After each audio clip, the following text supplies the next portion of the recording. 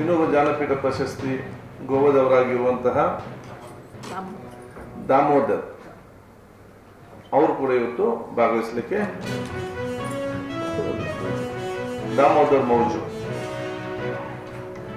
ನಾವ್ಯಾಕೆ ಪಕ್ಕದ ಊರವರನ್ನು ಕರೆಸಿದ ಅಂತ ಹೇಳಿದರೆ ನಮ್ಮಲ್ಲಿರುವಂತಹ ಕೆಲವೊಂದು ವಿಚಾರಗಳನ್ನು ಸಂಸ್ಕೃತಿಯನ್ನು ನಮ್ಮ ರಾಜ್ಯದವ್ರು ಮಾತ್ರ ಅಲ್ಲ ಪಕ್ಕದ ಊರವರು ಕೂಡ ಅದನ್ನು ಅರ್ಥ ಮಾಡಿಕೊಳ್ಬೇಕಂತ ಹೇಳಿ ನಾವು ಪಕ್ಕದ ಊರವರು ನಾವಿವತ್ತು ಅತಿಥಿಯಾಗಿ ನಾವಿವತ್ತು ಕರೆಸಿಕೊಂಡಿದ್ದೇವೆ.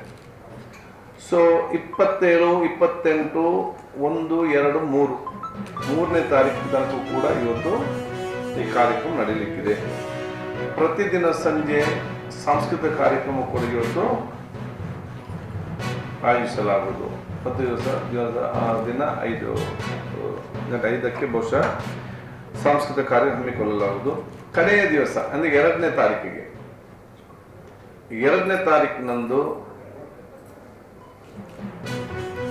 ಸಾಧು ಕೋಕಿಲ ನೇತೃತ್ವದ ಮ್ಯೂಸಿಕಲ್ ಟೀಮ್ ಕೂಡ ಇವತ್ತು ಅವರ ಒಂದು ಕಾರ್ಯಕ್ರಮ ಕೂಡ ಇವತ್ತು ಗ್ರ್ಯಾಂಡ್ ಸ್ಟಾಪಲ್ಲಿ ಇವತ್ತು ಕೊಡಲಿಕ್ಕಿದೆ. ಈ ಒಂದು ಕಾರ್ಯಕ್ರಮದಲ್ಲಿ 28ರಿಂದ 2 ತಾರೀಕಿನವರೆಗೆ ಕವಿಗೋಷ್ಠಿಯನ್ನು ಕೂಡ ಏರ್ಪಡಿಸಲಾಗುವುದು. ಸಂಜೆ 5 ಗಂಟೆಗೆ ವಿವಿಧ ಸ್ಟೇಜ್ನಲ್ಲಿ ಕವಿಗೋಷ್ಠಿ ಕೂಡ ಇವತ್ತು ಇದೆ. ಅದೇ ರೀತಿ 28ರಿಂದ 2ನೇ ತಾರೀಕಿನವರೆಗೆ ವಿವಿಧ ಲೇಖಕರ ಪುಸ್ತಕ ಬಿಡುಗಡೆ ಅವಕಾಶ ಕೂಡ ಮಾಡಿಕೊಡಲಾಗುವುದು. ಯಾರು ಪುಸ್ತಕ ಬರೆದಿದ್ದಲ್ಲಿ ಅಂಥವರಿಗೆ ಪುಸ್ತಕ ಬಿಡುಗಡೆ ಮಾಡಲಿಕ್ಕೆ ಒಂದು ಸದಾವಕಾಶ.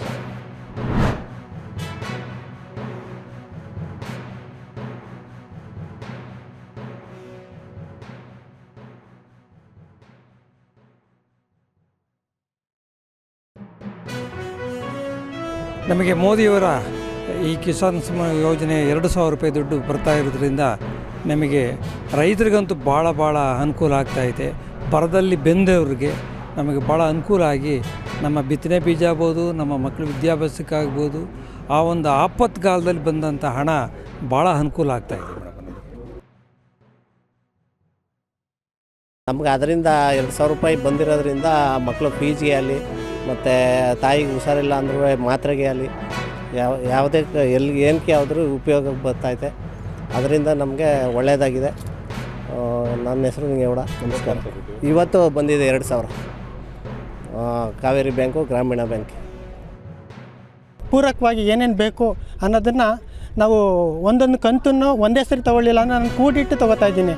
ನಾನು ಇದರಿಂದ ಸುಮಾರು ಕೃಷಿಗೆ ಬೇಕಾಗಿರೋಂಥ ಯಂತ್ರೋಪಕರಣಗಳು, ಚಾಪ್ಸ್ ಕಟ್ಟರ್ ಆಗಿರ್ಬೋದು, ಒಂದು ಮಿನಿ ಟಿಲ್ಲರ್ ಆಗಿರ್ಬೋದು, ಒಂದು ನಮ್ಮ ಕೃಷಿಗೆ ಏನೇನು ಬೇಕು, ಮುಖ್ಯವಾಗಿ ರೈತರಿಗೆ ಸಣ್ಣ ಕಡಿಮೆ ಖರ್ಚಲ್ಲಿ ಏನೇನು ತಗೋಬೋದು ನಾವು ಅಂಥದ್ದೆಲ್ಲ ತೊಗೊಂಡು ಇದರಿಂದ ತುಂಬ ಅನುಕೂಲನ ಪಡ್ಕೊತಾ ಇದ್ದೀವಿ. ಯೋಜನೆ ಅಮೌಂಟು ತುಂಬ ಉಪಯುಕ್ತವಾಗಿದೆ. ಮತ್ತು ಇದರಿಂದ ನಮ್ಮ ರೈತರುಗಳಿಗೆ ಹೇಳಬೇಕು ಅಂತಂದರೆ ಬಿತ್ತನೆ ಬೀಜನ ಖರೀದಿ ಮಾಡಿ ಅದರಿಂದ 2,000 ರೂಪಾಯಿ ಬಿತ್ತನೆ ಬೀಜ ಖರೀದಿ ಮಾಡಿ 20,000 ರೂಪಾಯಿ ಕೂಡ ಸಂಪಾದನೆ ಮಾಡ್ಬೋದು. ಆ ಥರದೊಂದು ಇದು 2,000ದಿಂದ ನಮಗೆ ತುಂಬಾ ಅನುಕೂಲ ಆಗಿದೆ.